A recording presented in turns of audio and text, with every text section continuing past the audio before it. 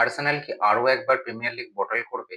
Score line দেখে তো তাই মনে হচ্ছে। এমিরেটসে আজকে যা ঘটেছে সেটা আর্সেনাল ফ্যানদের ভুলতে সময় লাগবে। আর্সেনালের আজকে পজিশন ছিল 52%, 10টা কর্নার ছিল আর টোটাল শট ছিল 12টা। কিন্তু বর্নমুথের মাত্র 4টে শট, তার মধ্যে 3টে অন টার্গেট রেখে 2টো গোল করে বেরিয়ে গেল।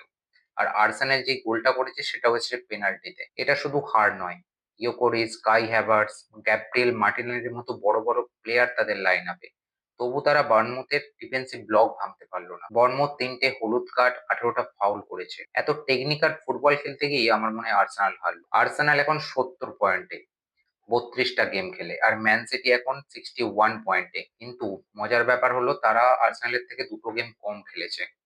আর এই 2টো গেমই যদি তারা জিতে যায় তাহলে কিন্তু আর্সেনাল চাপে পড়ে যাবে। আর্সেনাল কি আবারও প্রিমিয়ার লিগ বটল করবে, নাকি এখনো তারা স্ট্রং পজিশনে আছে এই গেম হারার পরও?